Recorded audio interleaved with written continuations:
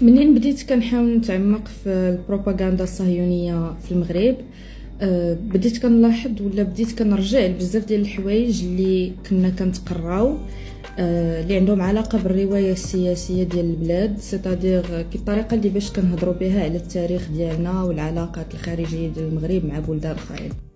ومن اهم المواضيع اللي رجعت ليهم هما العلاقه ديال لو كونفلي ماروكان الجيريان، العلاقه ديال الصراع المغربي مع الجزائر.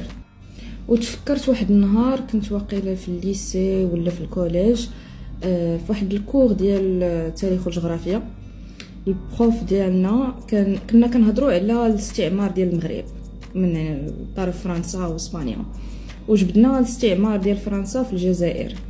وكان قال لنا الاستاذ كاع حنا راه ما تستعمرناش، ما طولناش بزاف ديال الوقت في الاستعمار، واخا دازت ديك الفتره صعيبه بزاف على المغاربه اللي كانوا عايشين تحت الحمايه ديال الفرنسيس. ولكن هذاك الشيء اللي حنا دزنا عليه لا علاقه مع داك الشيء اللي دازوا عليه الجزائريين، حيت هما تستعمروا اكثر من قرن.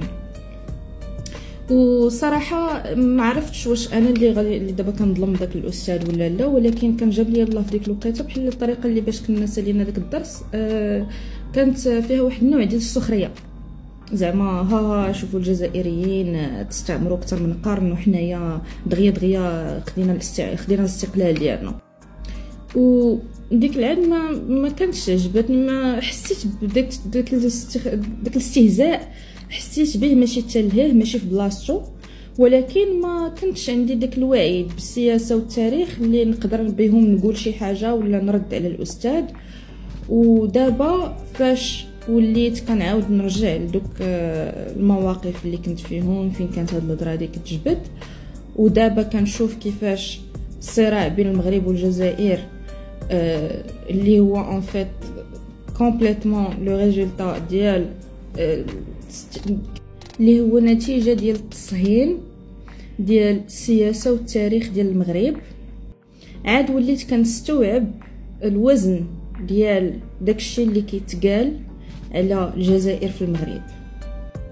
وانا صراحه ما كنتعاملش بزاف، ما كنانتراجيش بزاف مع لي زاسباس ديال لي زالجيريان في لي ريزو سوسيو، ولكن بين لي مزيان باللي هذيك لا تاكتيك ديال القوى الاستعماريه الاجنبيه ديال التقسيم والحكم ديفايد اند رول هي اللي خلقات هذا الشيء اللي كنعانيو به، ولا اللي كيسحاب لينا راسنا كنعانيو منه مع الجزائر والجزائريين. المغرب حنا المغاربه ما جيناش غير هكاك وصافي وخدينا الاستقلال ديالنا حيتاش مشينا تمشينا في الصحراء. انا بالنسبه لي اسوأ حاجه تقريناها في البلاد هي اننا خدينا الاستقلال ديالنا حيتاش درنا المسيره الخضراء. اسوأ حاجه تقدر تقرا لشي شعب اللي كان تستعمر هي انه الاستقلال ديالو تخاد بمسيره سلميه.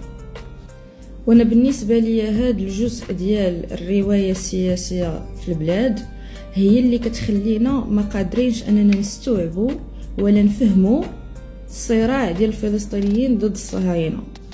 هذا الشيء علاش المغاربه ما كيقدروش يفهموا ولا يتعلقوا بالسياسه ديال حماس اولا الفكره ديال الثوره المسلحه. انا كنقول ما كنقولش بلي بالضروره كان خاصنا اننا نشدوا السلاح باش اننا نستقلوا، حيت هذاك ماشي داكشي اللي كنا وصلنا ليه. المغاربه خدينا حنا الاستقلال ديالنا حيتاش خوتنا الجزائريين تعبوا وناضلوا وكافحوا باش خادوا الاستقلال ديالهم بالثوره المسلحه ديالهم، هما اللي داروا داك الضغط. بيان سور كنزيد معاهم كاع الدول الافريقيه اللي خدت الاستقلال ديالها من فرنسا ومن اي دوله اوروبيه في ديك العهد. الثورات المسلحه الافريقيه هي اللي دارت داك الضغط على فرنسا واسبانيا باش انهم خرجوا بحالهم. معنيتها الاستقلال ديال المغرب هو نتيجه ديال الاستقلال ديال الجزائر، وصعيب انه الواحد يتقبل هذا الشيء. صعيب اننا نتقبلوا بلي التاريخ ديالنا حنا اللي قرينا في المدارس المغربيه بيلانغ براسو محرف.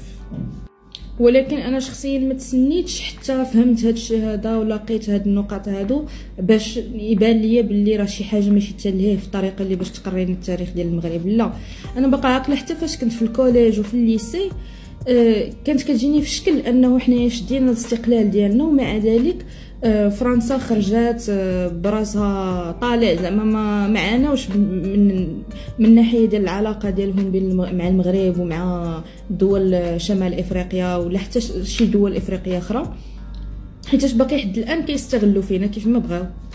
وباقا عاقله واخا كنت مراهقه في ديك الوقيته كان جاتني في شكل اننا حنايا ما قطعناش العلاقه ديالنا معهم نيشان، جاتني في شكل انهم باقيين يقدروا يزرعوا في البلاد ديالنا وفي الارض ديالنا، يمشيو يصيدوا في البحر في البحر والمحيط ديالنا.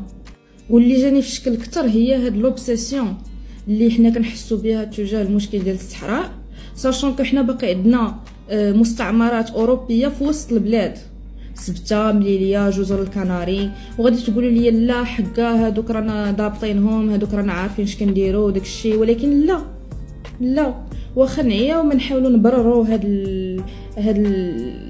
الالهاء اللي دايرين لينا في الروايه السياسيه ديال البلاد.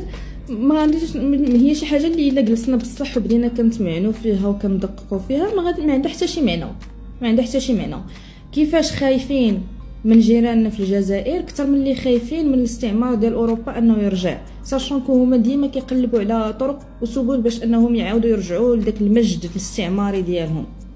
والحاجه الوحيده اللي كتخليهم انهم ما غاديش ما عندهم حتى شي حجه باش انهم يرجعوا للحرب مع المغرب ولا شي حاجه بحال هكاك، هي اننا حنا اصلا عاطينهم اكثر من داكشي اللي باغيين. المهم الخلاصه ديال هذا الفيديو هي انه هذا المشكل ديال القضيه الفلسطينيه والصهيونيه في البلاد في المغرب خلاتني كنعاود نراجع بزاف ديال الحوايج اللي كنا تقرينا على التاريخ ديال المغرب، على السياسه ديال المغرب، سواء كانت المسيره الخضراء، الاستعمار ديال المغرب كامل من فرنسا، من طرف فرنسا واسبانيا وحتى المانيا من واحد الناحيه. واهم هاد الحوايج هذه هي الصراع بين المغرب والجزائر، وعلاش الشعب المغربي كيتعطى هاد الصراع كالهايه من بين بزاف ديال الحوايج اخرين.